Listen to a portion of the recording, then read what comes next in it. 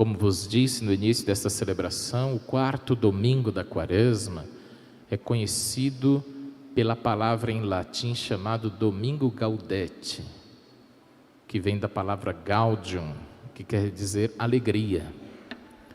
E esse domingo da alegria, ele pode trazer dois evangelhos como referência.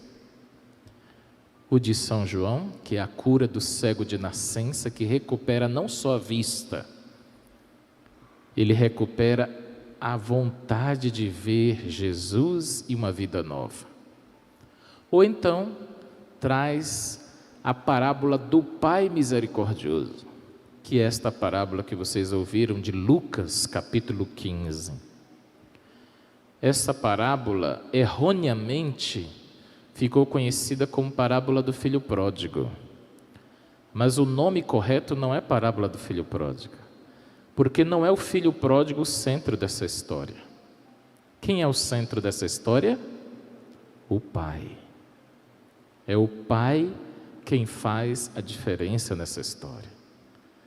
A história desse filho é bem comum. Tem um pouquinho dele em cada um de nós, sim ou não? É o filho que esbanja tudo, que quer liberdade, que abandona a casa de Deus, que se chateia por alguma coisa. E Deus deixa o livre-arbítrio, não é liberdade. O que é liberdade, Padre? É fazer as escolhas por Deus. Só aí é que o ser humano se torna verdadeiramente livre. Longe de Deus não tem liberdade. Já dizia São Tomás de Aquino. Não tem como a pessoa ser livre fazendo escolhas erradas. As escolhas erradas escravizam a gente, não libertam não. Então o filho pródigo não fez uso da liberdade, ele fez uso do seu livre-arbítrio, que é diferente de liberdade. Livre-arbítrio, sabe o que significa? Capacidade de escolher. O que é que ele escolheu? A vida longe do Pai. E o Pai deixou. Deus não interfere nas suas escolhas. Porque Deus não impediu de eu fazer isso? Porque Ele lhe deu o livre-arbítrio de presente. É o maior presente que você tem. Você pode usar o livre-arbítrio para ser livre. Ou para ser escravo dos vícios, dos prazeres, da sua própria arrogância. Mas o livre-arbítrio é um caminho, não é a liberdade. Vocês entenderam isso, sim ou não? Isso é muito importante da gente compreender. Porque Deus não interfere nas suas escolhas. Mas se você escolher Ele, você verá os frutos bons. Lembra do que Deus falou para Moisés, ou melhor, para Josué no Antigo Testamento? Te dou a vida e a morte. Escolhe, pois, a vida. Não vai ser eu que vou escolher por você, é você quem tem que escolher, Josué. Escolhe, pois, a vida. Mas eu te dou essas duas possibilidades de escolhas. No paraíso, podes comer, Adão e Eva, todas as árvores, vocês escolhem. Mas tem uma que eu acho e aconselho que vocês não deveriam comer. Mas se vocês escolherem, eu não vou interferir no livre-arbítrio de vocês.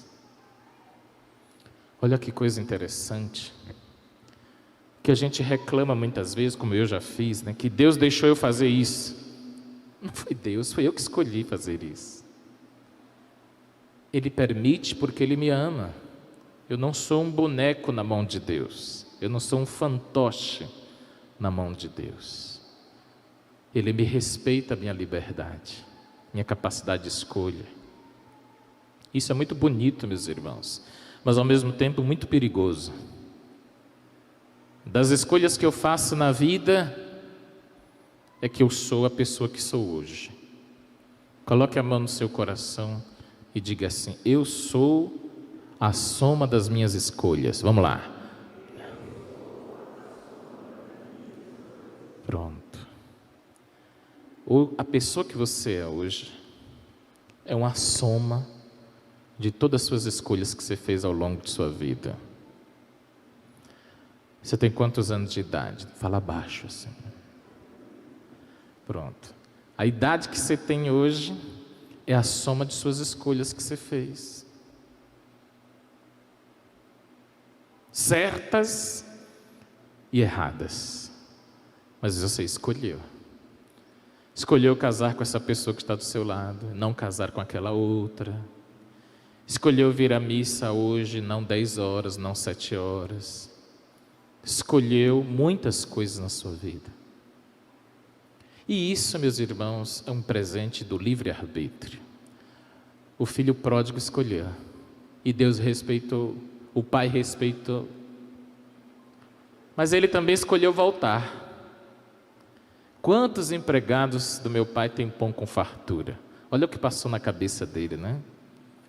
Sabe por que isso? Porque a linguagem da fome é cruel. Talvez Deus lhe privou de passar fome, mas é cruel. A nível biológico, quem já passou por inanição, fome, fica gravado no DNA da pessoa. Nunca mais ela esquece. As crianças no interior do Brasil, pense que eu ia falar de África, de Ásia, não, do Brasil, que a fome voltou. A campanha da fraternidade do ano que vem vai ser sobre a fome. A fome no Brasil voltou. Criança que passa fome vai ser um adulto marcado por aquilo que passou na infância. Marcado para sempre. Até seu jeito de se alimentar é modificado, mesmo já tendo a vida equilibrada. Por causa da fome de querer algo e de não ter o que comer. Quando ele passou fome, ele lembrou do pai. Quantos empregados do meu pai têm pão com fartura? Vou voltar, vou me humilhar. Eu não sei se ele vai me aceitar como pai. Olha, vivia na casa do pai, mas não conhecia o pai. É o católico que vem para a igreja, acha que conhece Deus, mas não conhece Deus. Precisa mergulhar mais.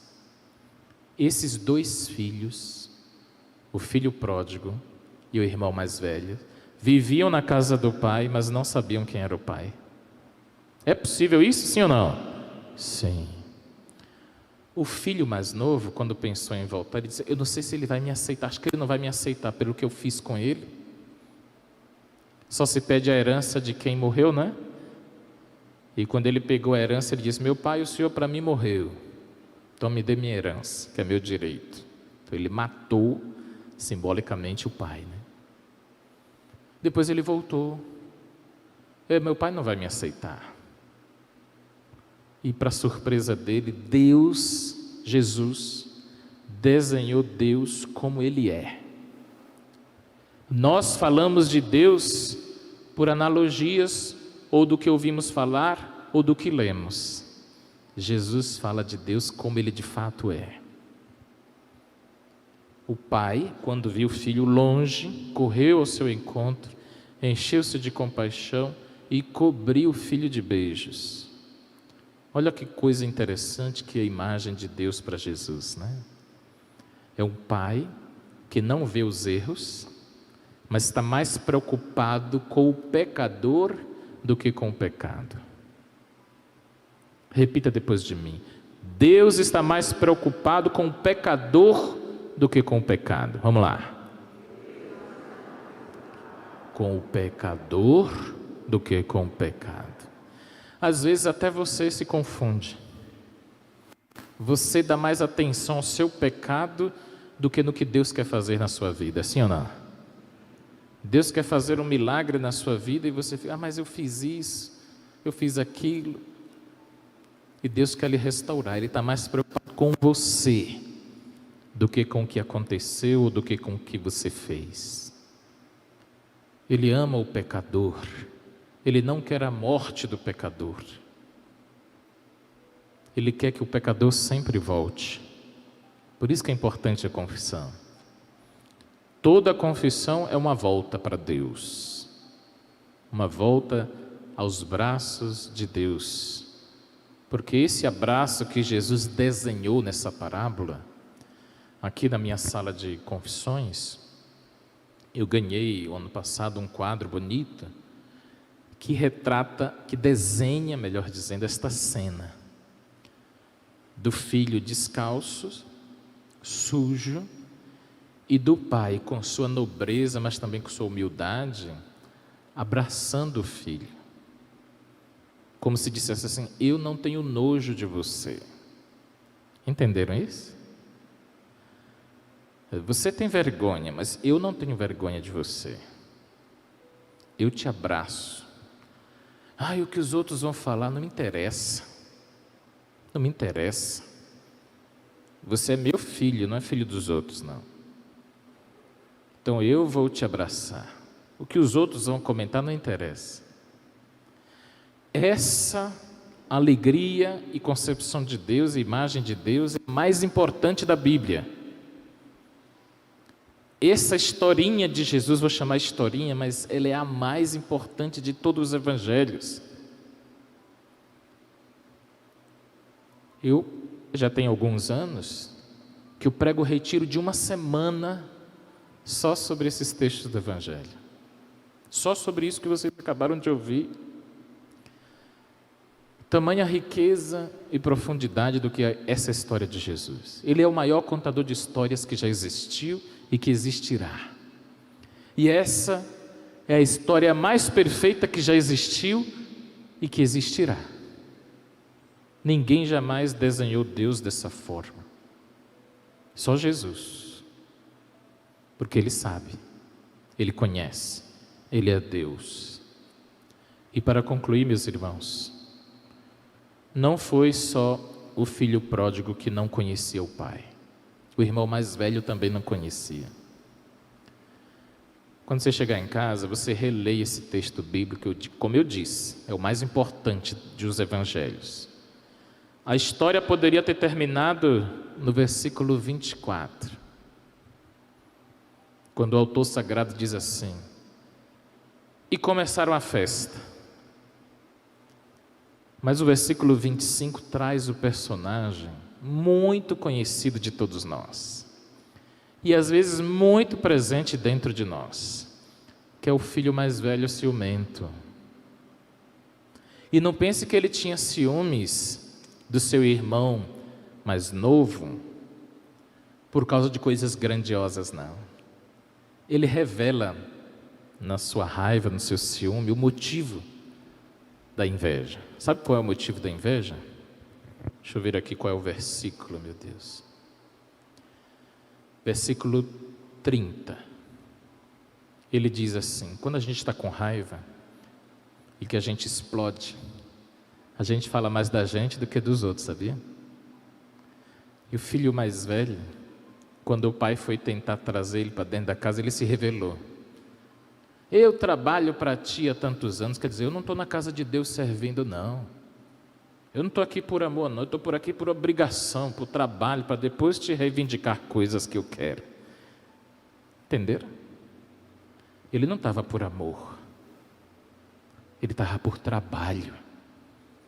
Ele estava por remuneração. Troca de interesses com Deus. Eu trabalho para ti há tantos anos. Você nunca me deu um cabrito. Ele estava de olho no novilho, né? Mas o Senhor nunca me deu um cabrito, se fazendo de uma vítima, né? Mas quando chegou esse teu filho, aí começa a desconhecer os outros como irmãos. Nasceu com ele, conviveu com ele, mas a briga de herança desconhece até os laços de sangue, não é verdade? Esse teu filho, não é, meu irmão? Esse teu filho, que gastou seus bens com as prostitutas, ele não foi buscar o irmão. Como é que ele sabe que gastou com prostituta? Quem disse isso para ele? Aonde ele viu isso? É o pai da mentira. É o pai para denegrir a imagem do outro no aspecto moral. As pessoas fazem isso. É triste isso. Sim ou não? Denegrir o outro. A internet está cheia disso, não é? Tão triste. Esse teu filho que gastou teus bens com as prostitutas. Aí você mata o novilho gordo. Pronto. O ciúme era por causa do novilho gordo. Acredita nisso? Parece uma coisa tão pequena, mas a gente nunca briga por coisa grande. A gente se desgasta sempre por coisas pequenas. Pode reparar. E geralmente coisas materiais, como o caso desse novilho aqui, que foi uma causa de discórdia numa família, de perda de laço de paternidade, porque ele não se considera mais filho, eu trabalho para ti, ele não se considera mais irmão, esse teu filho, por causa do novilho gordo. Meus irmãos, é para a gente hoje ir para casa pensando qual é o novilho gordo que eu tenho na minha vida, que eu fico brigando com todo mundo, que eu fico esbravejando com todo mundo, que eu perco até minha relação com Deus e com os outros. Será que vale a pena? Quando a gente vai amadurecendo, a gente tem uma tendência de dizer assim, deixa levar, não é assim?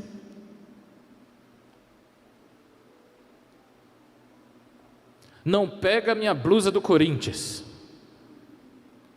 Depois que o Corinthians perde, leva. Quando a gente vai amadurecendo, o pai começa a ensinar para meu filho, não vale a pena. Tem esse novilho gordo, pega uma galinha caipira. Vai ser feliz do mesmo jeito, né? Resumo da história.